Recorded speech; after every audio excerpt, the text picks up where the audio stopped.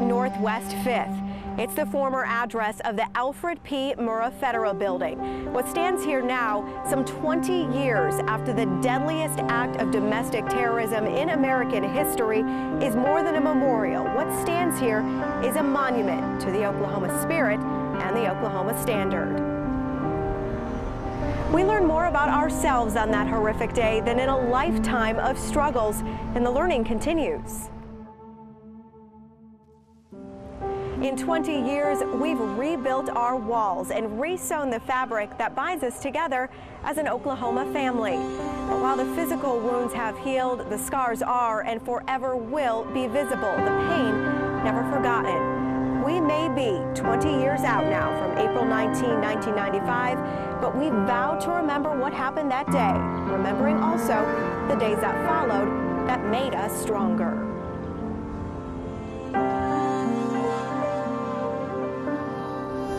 Our journey back begins at 9 a.m. across the street, 223 Northwest 5th, where the former Water Resources Building used to stand.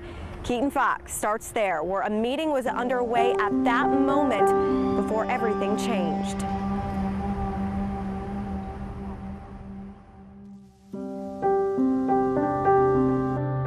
There are 4 elements that I have to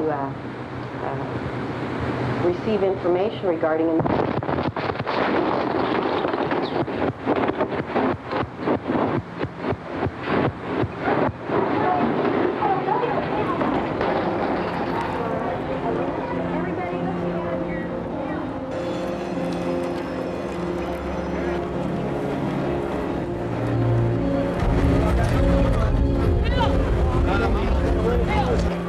At 9:02 a.m., a Ryder truck full of explosives was detonated in front of the building. Inside the building, hundreds of people, including dozens of children inside the building's daycare. There was a boom, and the ceiling fell in, and the building shook, and the walls crashed in, and I covered my head up. And then it was a matter of yelling for people to see if they were okay. There just wasn't that much you could do. At this moment, hundreds of injured victims lined the streets, the more critical loaded into ambulances.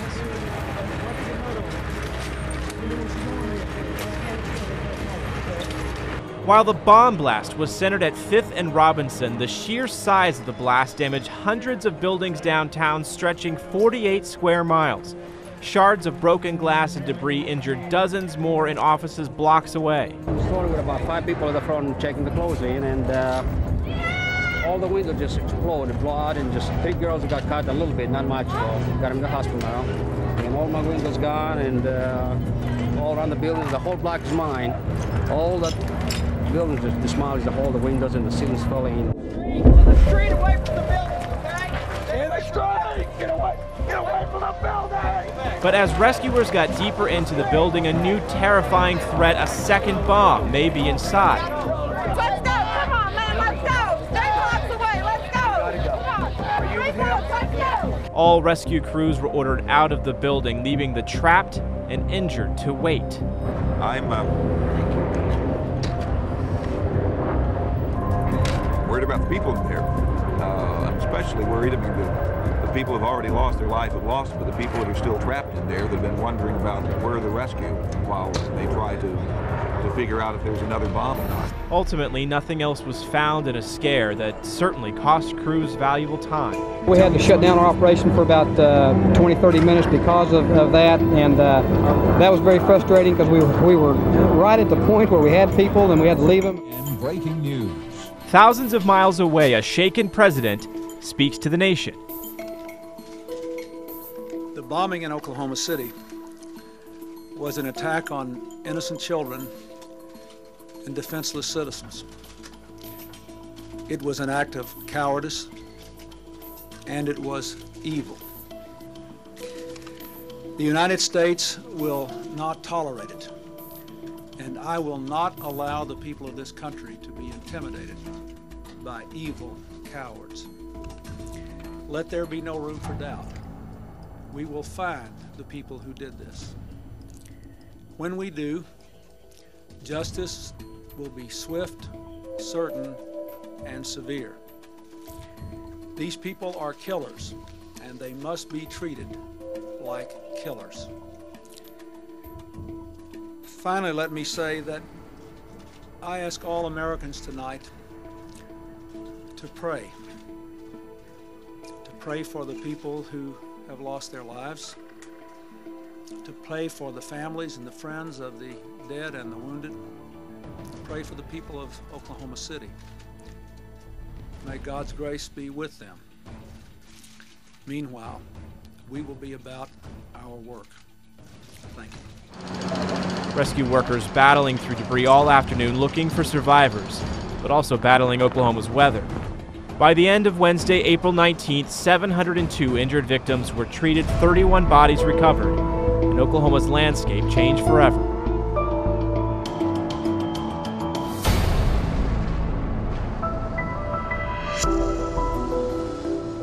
As the first hours of April 19th passed, so did the hope of finding anyone inside the building alive.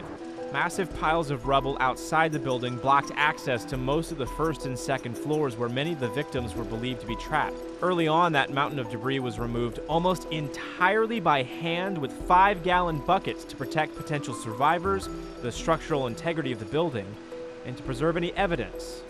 It's a mass murder scene is what we've got down there, and a mass crime scene.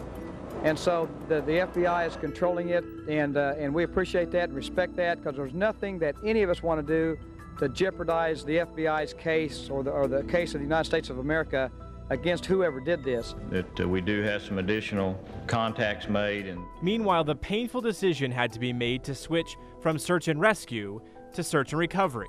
I don't think rescue people ever run out of hope. I guess, as the governor said, maybe cautiously optimistic, but I think they deep down know the longer it goes, the less chance. As workers shifted tasks, President Bill Clinton, in a prayer service 4 days after the blast, set the tone for what America would remember most about Oklahoma, its people, and the Oklahoma Standard. If anybody thinks that Americans are mostly mean and selfish, they ought to come to Oklahoma.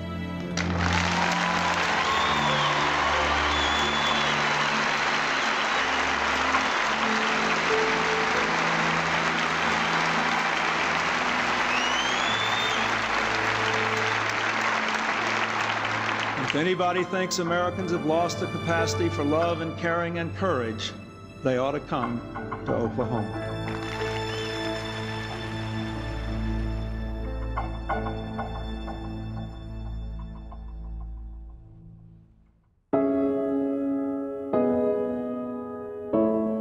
By Friday, May 5th, all but 3 bodies are recovered, located in a part of the building that engineers thought could collapse if breached.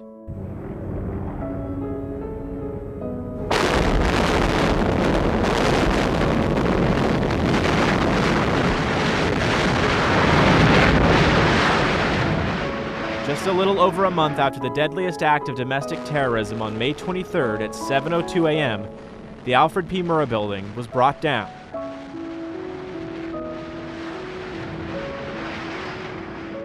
While the implosion wiped away the visual scar on Oklahoma's psyche, it would only mark the beginning of the healing process.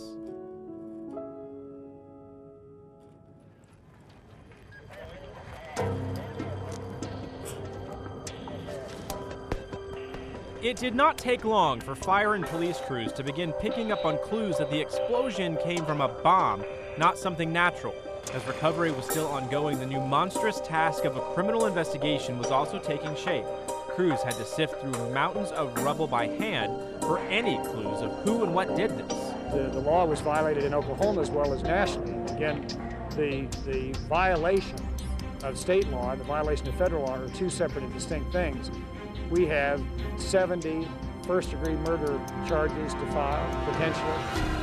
About an hour north of Oklahoma City on that Wednesday, an alert Oklahoma Highway Patrol trooper pulled over a young military type with a weapon in his waistband driving a yellow Mercury with no license plate. He was arrested for having the gun and taken back to the Noble County Jail. He was set to be let out of jail the next day until authorities identify him as Timothy McVeigh and a suspect in the attack.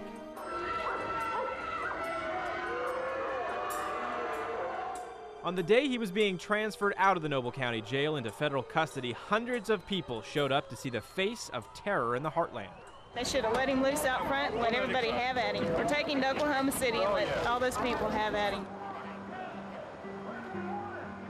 McVeigh's trial was eventually set in Denver after Judge Richard Maich thought a trial in Oklahoma couldn't get impartial jurors.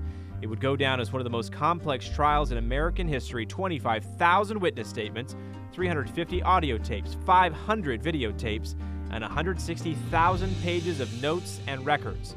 The trial would come down to a lot of simple pieces put together. Tim McVeigh bought explosives to put into a Ryder truck he rented, then he drove it to Oklahoma to commit his act of terror.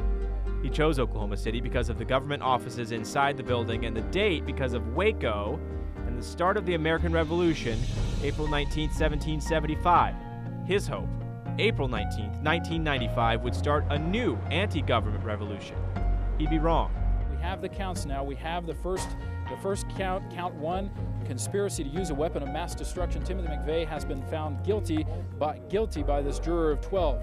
On June 3, 1997, just over 2 years after the bombing, the Denver jury convicted Timothy McVeigh on counts of murder, using a weapon of mass destruction, and conspiracy. McVeigh is a coward and a low-down bastard. He would be sentenced to die for the crime, a sentence carried out on June 11, 2001 at a federal prison in Terre Haute, Indiana. He absolutely showed no remorse whatsoever. I never took my eyes off of McVeigh. It was a death, many said, was undeservingly peaceful. He went to sleep. That was it. He went to sleep. Unlike my mother, who was in the 4th floor and fell 4 floors and was found in the front of the Murrah building. Just seemed too easy for him. It's a period on the end of a sentence. This is the completion of justice, and that's what I'll remember about today.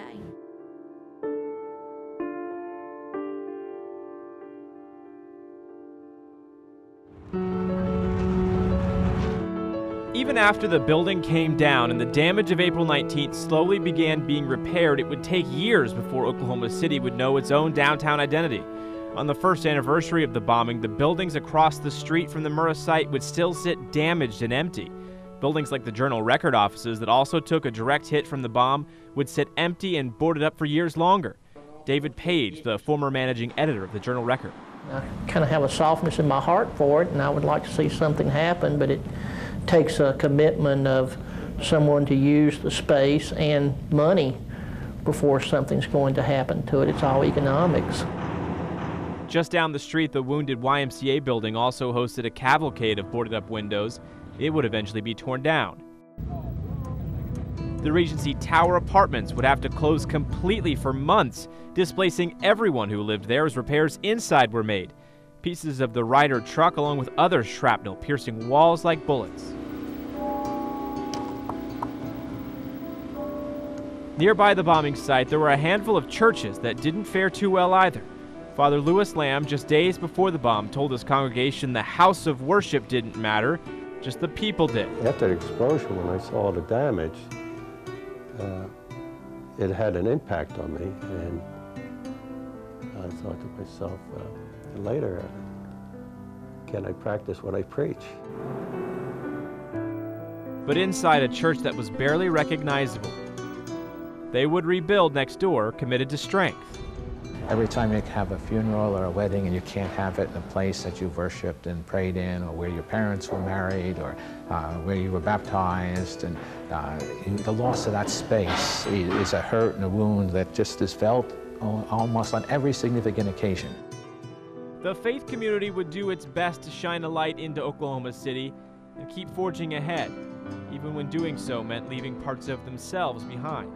Terrible evil brings that out. It brings out the wholeness that's in people and is in community, and how we're connected by something real deep inside, some sort of shared soul that makes everyone part of something, and people serve in ways that they never knew they could or would. It pulls great things out of people.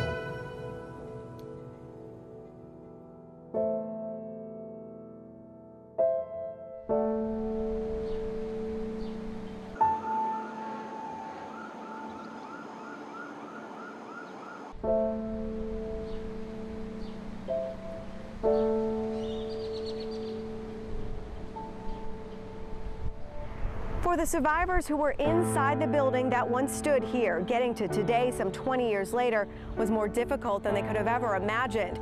While the hours that followed the blast were some of the most difficult they'd ever endure, getting beyond that and healing proved a struggle too. You know, it was a perfect spring morning. It was beautiful. It was just like it is out there today. You know, red buds in bloom, everything beautiful. It's destruction at its worst. There's so much chaos up there.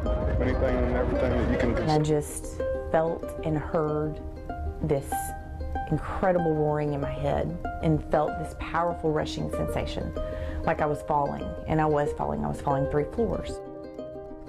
And I couldn't see anything, I couldn't move. It was hot and dark. I thought my life was over. In fact, the first few seconds, I couldn't figure out if I was dead or alive. I didn't know, what had happened.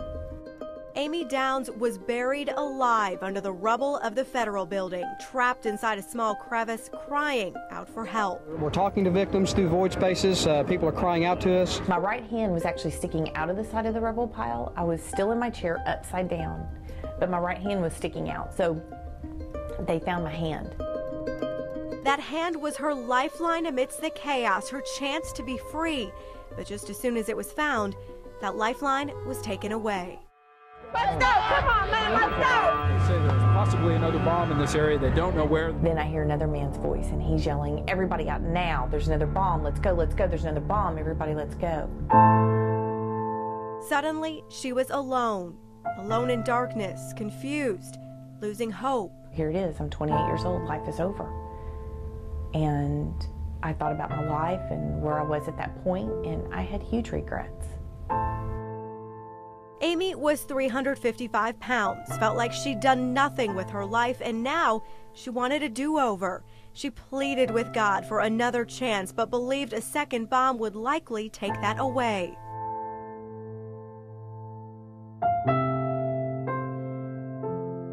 Six and a half hours later, Amy was being loaded onto a gurney, her body pierced with glass, her leg nearly torn off.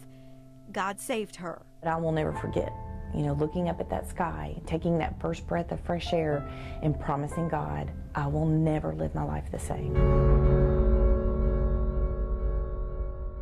18 of Amy's co-workers lost their lives, their names inscribed on a memorial at the new Allegiance Credit Union. Her name inscribed on the survivor wall. Survivor's guilt, PTSD, and sadness inscribed on her heart. I was alive and everyone around me was killed. I don't know.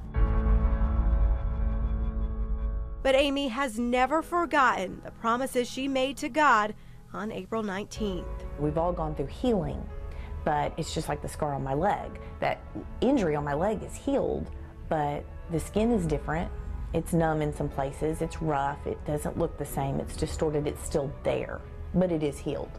And that's kind of how I feel like I am. Since the bombing, Amy had a son, lost the weight, became active, renewed her faith, but stayed with the credit union. I think that, yes, it was dark, and yes, there was grief and a lot of tragedy and a lot lost, but there are also some amazing stories of hope and perseverance and resilience, and those are the stories that need to be told. It's her story and the stories of hundreds of others we will never forget, and we are all forever changed. But I knew God was with me, and I knew I was going to be okay. The feeling that God was there was a sentiment shared by many, including Jim and Claudia Denny and their 2 children who were in the daycare. Daddy and Mommy's big boy, huh? My angel? Kisses, kisses. I love you, honey. I love you, baby. Oh, God, I love you. It's impossible to put into words what an image like that does to a parent. We shouldn't have to worry about taking a 3-year-old and a 2-year-old to a daycare and kissing them goodbye. 25 children were in the America's Kids Daycare Center of the Federal Building. 15 of those innocent lives were taken. But in what can only be described as a miracle, 10 lives were spared. Fortunately, kids are really resilient, and I hope that this does not mar her psychologically down the road, and I think she'll bounce back incredibly well. Rebecca Denny was in the hospital for 10 days before being sent home with a broken arm and scratches. Her brother Brandon spent 126 total days in multiple hospitals, told at one point he had a 10% chance of survival. The Dennys experienced a miracle, but even their lives were changed forever. We're fortunate that God granted us 2 miracles in Brandon and Rebecca, and we thank God every day that they're here with us, and we're here together as a family. Not a day goes by the Dennys don't think about the bombing, the days at the hospital, and the impact they had. Our whole life ended. Our whole plan, our whole relationship, our whole family, everything that we had ended. And we started over. Rebecca is now 21 years old, graduating college, getting married. Brandon is 23, working a good job and thriving. Feel good? Yeah. The two remember very little, if anything, about the bombing and what happened that day, but they carry the scars that are both visible and invisible. They were very, very, very badly injured, and I know this is bothering Brandon a little bit that I'm talking about it, but sometimes even I need to talk about it rather than just think about it. Doctors had to remove a small portion of Brandon's brain that was damaged. They also had to fuse his wrist and one of his ankles. The brain tissue they removed impaired his right side, which means his gait when he walks is not 100%. But what is 100% and what remains intact is the Denny family spirit. Every day is a blessing. Every moment they have is one they could have lost. The laughs they share, all the more precious. Unless you're in the middle. So. That's what happens when I'm in the middle of these two. The bombing took so much and so many from us. This took a piece of everybody's heart that can't be replaced. But it left us stronger, brought us closer, and established a standard of love and compassion that will continue for another 20 years and beyond. And I think it's even more important to keep your family close and your friends close. The 3 F's, faith, family, and friends. Exactly. Amy Down's story, the Denny story, as well as hundreds of others are all documented at the Oklahoma City Memorial Museum. The museum and the outdoor memorial were never considered separately, but together, one complementing the other, both places of education and solace. You see the explanation when you come in, and again you see the answers, and you see solutions. Memorial Board of Trustees Chair Susan Winchester lost her sister in the bombing. She says the memorial and museum are true tributes to those lost. My sister would be so honored to have something like this tell the story, honor not only her life and what she had contributed, but the lives of everyone else as well. The museum takes you from beginning to end and relives the heartache in between. While some survivors and families who lost loved ones still find it difficult to walk through the museum, the story and the lessons learned are things every Oklahoman and every American should understand. Remembering is good. I mean, it's hard, but it's good. And I don't think we apologize for forcing people to remember. We want them to understand this can't be a fleeting moment. For a while, and how about 4 as Novak hits it for 3. Oklahoma City Thunder basketball player Steve Novak had never been to our city before joining the team.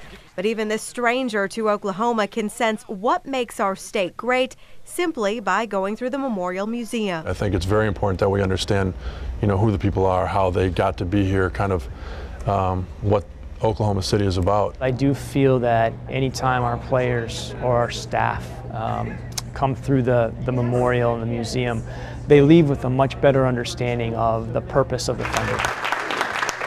OKC Thunder General Manager Sam Presti also found that purpose in the Memorial Museum, which is why he requires every new Thunder player or staff member to go through it. I think it helps bring things together as to why people are so passionate about this team, passionate about the organization, and there's certainly a sense of appreciation for the heritage of the city. 31-year-old Novak says being a father of a 2-year-old and a 4-year-old, seeing children's faces was the hardest part of his museum tour. As a father, I think the part that stuck out the most was knowing that there were children that were, a part of that day, which is basically unthinkable, I think, as a parent. He knows it's those kinds of emotions Sam Presti wants his players to feel. The one thing he really stressed, I think, was that we understand that the Thunder is very much here because of that day. Novak now knows when Oklahomans rally around a tragedy, a cause, or a team, we do it with all of our hearts. There has been an incredibly terrible event here, and that's where a lot of the kindness stems from. A kindness he's experienced already in his short time here, not only on the court, but off of it. Their energy a lot of times in the arena and that kind of thing, you can tell is very much of a togetherness. We are so grateful for our basketball fans. I just can't tell you how many acts of kindness, one after another, happened during that time. You know, they said we had to be careful what we asked for because we'd get truckloads. You ran to a tragedy, you didn't run away from it. That translated into we're not going to let this beat us, defeat us. This needs to be part and continue to be part of what it means to be an Oklahoman. You can try to define the Oklahoma Standard using one word, one phrase, or one sentence, but to truly understand it, you need an entire book.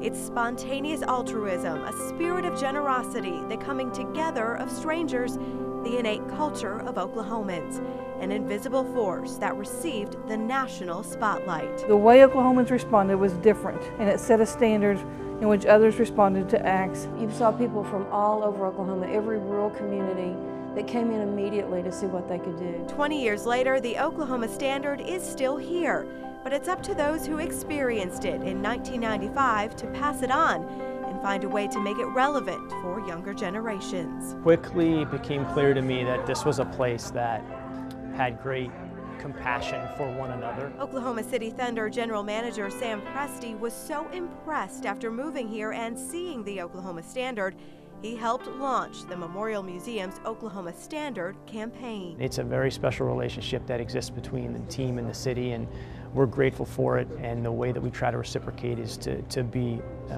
an active member of the community in any way we can. The campaign asks individuals, companies, organizations, and schools to sign up and commit to one small act of service, one of honor, and one of kindness to honor the 20th anniversary of the bombing.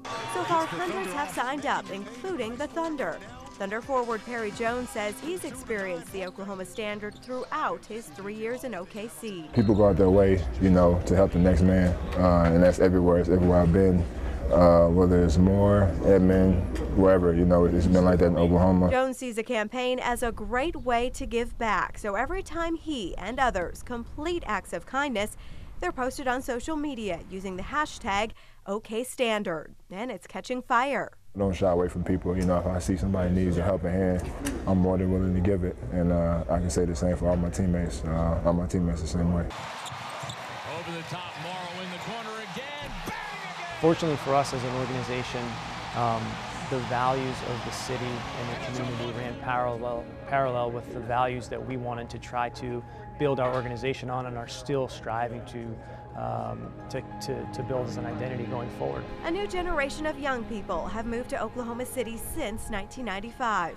It's up to all of us to show them how even the most tragic event can bring out the best in people, and that spirit can exist in them too. Take part in that Oklahoma Standard campaign. What a wonderful way to honor the memory of the people that we lost. Wouldn't that be a better place to live if everyone did something very simple, do one kind thing, to help someone out in some way each and every day? In looking back, we help ourselves look forward. Oklahoma City isn't the same as it was 20 years ago, and that's a good thing. But we know rough times are only an instant away. But what Oklahomans will never lose is their sense of pride and their sense of self. The Oklahoma Standard is as strong now as it ever was, and it will only continue to grow.